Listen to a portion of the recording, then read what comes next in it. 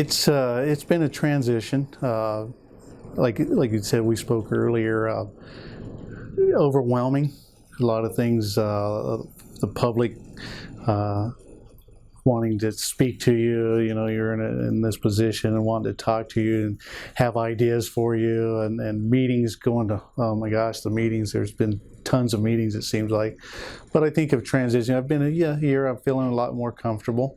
We've made some changes in our staff to make it a little easier for me in that transition time. I think learning the budget, I went through last year as Sheriff Baskey was on his way out, learning the budget, and so this year was kind of on my own. That's one area I have made a change in the staffing. Is I think that's something that I've been looking at, is always looking where can I put people to benefit the sheriff's office and our community. And I have somebody on my staff that was just very well versed in finance. So I've kind of taken him and put him as my guy. He goes with me to all the budget meetings. He keeps track of all of that, and that's been a big plus for me. Our agencies, I think, has gotten bigger, and it's big enough now that I felt like that's something we really needed, was somebody to focus on that on a full-time basis. As a sheriff, obviously I oversee it, but because of all the things that I've realized that comes with being the sheriff and where you're needed, and you kind of get stretched in many different directions, it's nice to know I have somebody doing that full time for me. So if I'm out of the office doing something, I come back in, I can sit down and I see him every morning. We talk. So, we talk about the budget and the finances and what our needs are for the sheriff's office, and that's been a big plus for me. So.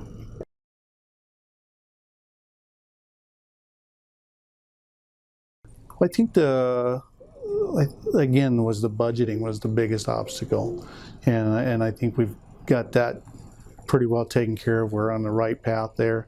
I think my next thing is we're moving people around. I think as I've been in here, and obviously I already knew, being the cop part of it was the easy part, because that's something I've done for so long. So I think knowing that we have a drug issue in Finney County, Garden City, and again, we've moved people around, promoted people that we've seen that have worked that very aggressive. But obviously now my goal is to get them more help, because you can't just take one or two people and put them in that and expect them just to keep go. It's something they get burnt out. So that's something I think we're constantly evaluating, trying to figure out ways. And obviously, again, there's only so much money in our budget to do. So it's like, how can we effectively move people around that we already have, and from maybe one division that maybe doesn't need the personnel they have, and we can move somebody over and working drugs instead of whatever it may be, whether it be patrol, warrants, the jail, somebody there that we can move from there maybe into working at drug cases.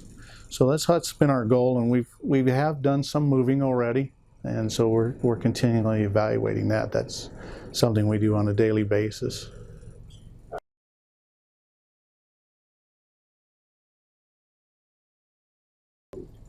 Well, I think first off, you're right. Fentanyl, I think, is becoming more and more prevalent here in our community. So again, what we've done, like I said, we've moved around some personnel that have very actively working those things, and we've taken a lot off the street. I don't know if you've seen, we've tried to do some press releases, especially in releasing it on our own Facebook page, of things that we're doing with the Garden City Police Department, our task force, Finney County Garden City Task Force, and they've been very active. We've been very successful of taking a lot off the street. So I think that some of the big things that has helped us, and I have taken a lot of phone calls from citizens that see things, and hey, I've got neighbors over here, I see a lot of activity. Could this be what's going on there? What's more than likely? And people know their communities they live in, and if we had more people if you see something, call us. Yeah, I think a lot of people see things a lot of times and they're not sure. It just doesn't seem right, but they don't. It's not that they don't want to get involved. You just don't want to call because, well, I don't want police or the sheriff coming over here and talking to them, and maybe it's not what I thought it was, and now people are going to think that I'm getting them in trouble and they're not doing anything wrong. But you know your community, you know your neighborhood, and if you've got a feeling, and being a cop is a gut feeling. So if you have a gut feeling that something doesn't look right, call us. And we won't give your name, and let us know, hey, I think something's here, and give us a little description, and we'll go check it out. And you'd be surprised that you got a gut feeling you have is probably right. So it's just trust your instincts and let us know, and we'll help you out.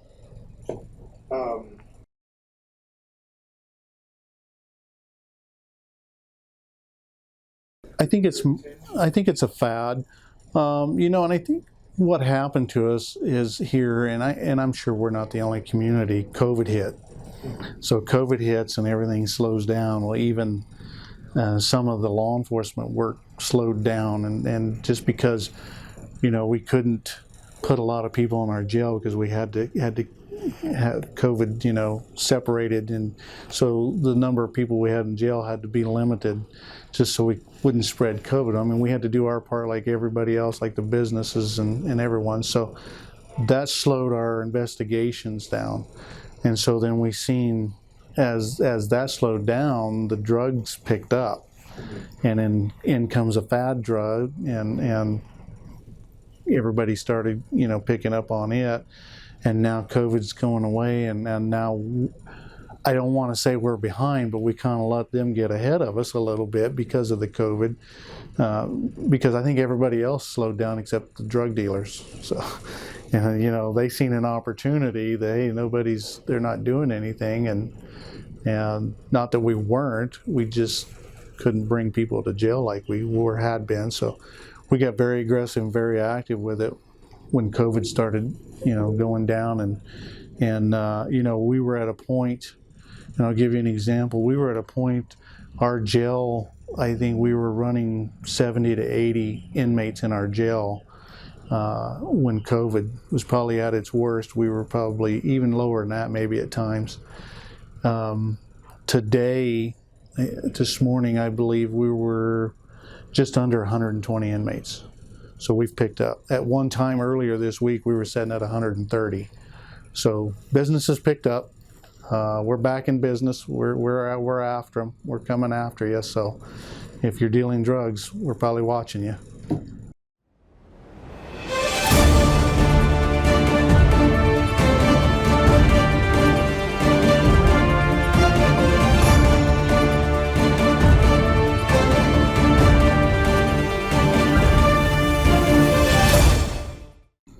What the amendment about it and getting the sheriffs onto the ballot was what creates this office. That's what it all comes down to.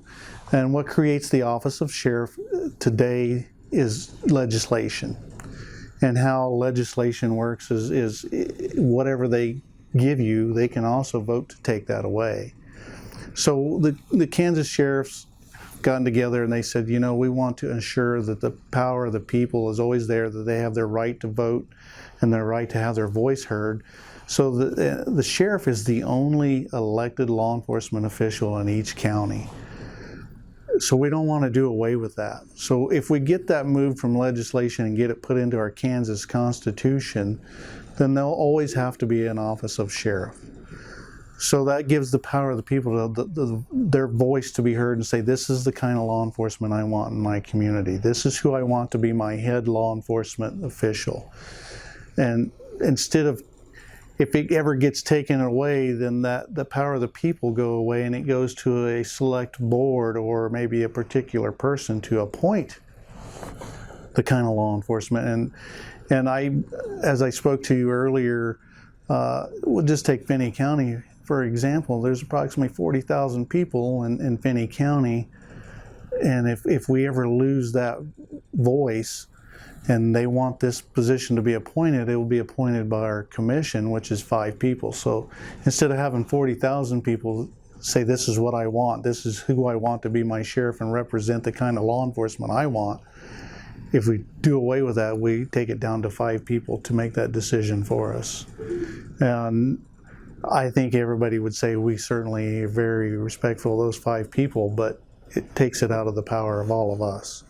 And I think in our country, I like to have that right to vote and that right to say who I want. And it's not about me, it's about the office. So it's very important. Let's not lose our voice as to what we want as a community, and throughout this entire state.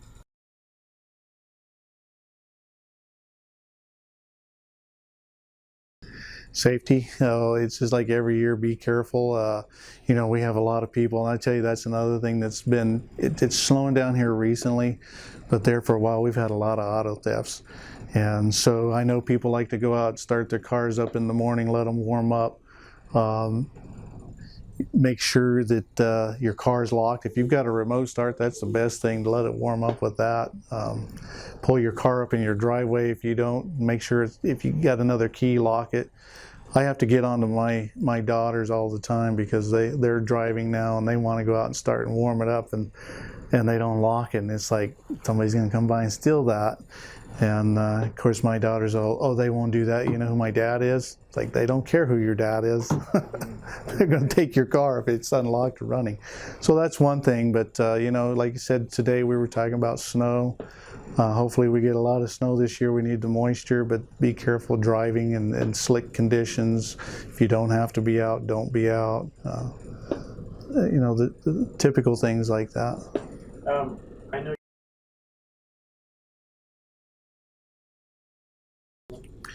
Yeah, I mean, and we do deal a lot with that. I get a lot of calls coming in here, people talking to us about scams, and they always go after the elderly. If you've got older parents, please take care of them, but watch those scams. Yeah, if they're trying to get you to give them information over the phone, just don't do it. Don't give out your Social Security, your credit card numbers. Don't. I think one of the scams that they want you to go buy cards and these gift cards and come back and read the number. Don't give any of that, because it's just a scam. People, we have a lot of them. I'm trying to think of some of the most recent. I think there's some new ones out there. I can't remember off the top of my head, but if it sounds too good to be true, it probably is. If they're calling you and telling you, hey, we got a warrant for your arrest, trust me, we don't do that. If they're telling you that they're from the IRS they won't call you and tell you that. And some of them will sound very, very serious and very professional and make you believe. And my wife even took a call one time she thought it was the IRS, and I was listening to her talk on the phone, and I'm trying to tell her, it's a scam, hang up, it's a scam. And she keeps telling me, shh, they want some information, it's the IRS. I'm like, hang up, it's a scam. And I finally got her to hang up before she gave any information. But I mean, they can sound very, very professional, like it's real. So be very careful. Just don't give any information. And I think things like that, when they call you and start asking your name, your address, I've heard somebody make the comment, the first thing you should say is, well, you should know who I am. You called me. Right. And you should know where I live if you're turning off my stuff. So why do I need to give you that information? So that's, you have to kind of think, why are they asking me these things? Because if it's who they really are, they should already know the answer to these questions. All right. That's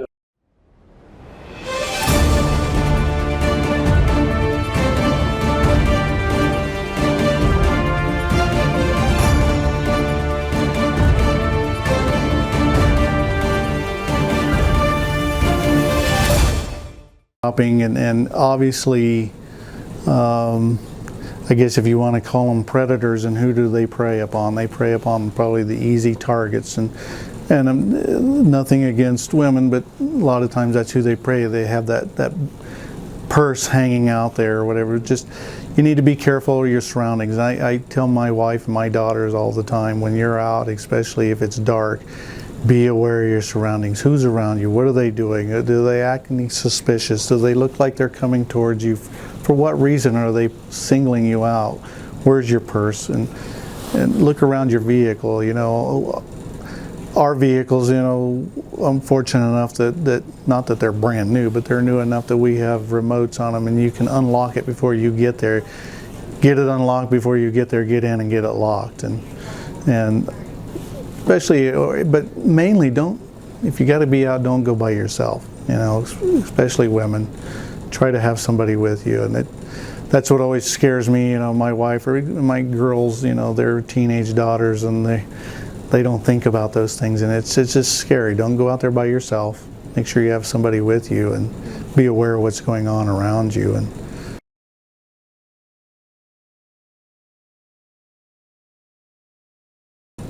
as you said, you see the police department more, and probably rightfully so. Most of the schools are in Garden City city limits, so they're always preparing for that. But we do some training on that.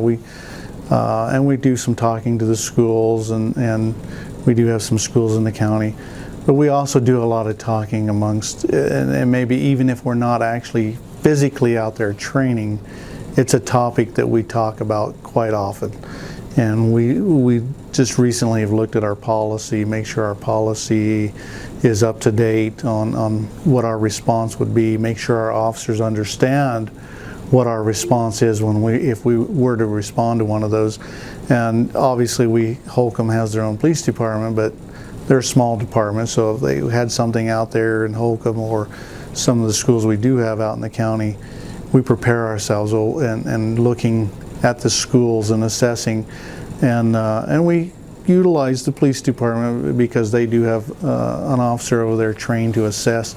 And we recently took him out and had him assess a couple of the schools out in the county, and what can we look for here? And to help the schools too, training them, the teachers, the staff there. What are you looking for, and what can we do in your school to make it safer? And if we had one of these situations, where do our officers go, and what do they look for into your school? And if we can make a few changes here and there, we got to let our officers know as well as the staff to make it safer, and what we expect of the kids. So it's a topic. I'm glad you bring that up because it's talked about here quite often, and it's sad that it has to be talked about in today's world, but it's something that we're constantly making sure our officers are preparing for it. And even equipment, just here last week, we were talking body armor for our officers and what kind of equipment we need to upgrade, and so we're starting that process of upgrading the type of body armor they wear. And so it's something we're very much up on and Okay. preparing for, and hoping that it never ever happens here. Right.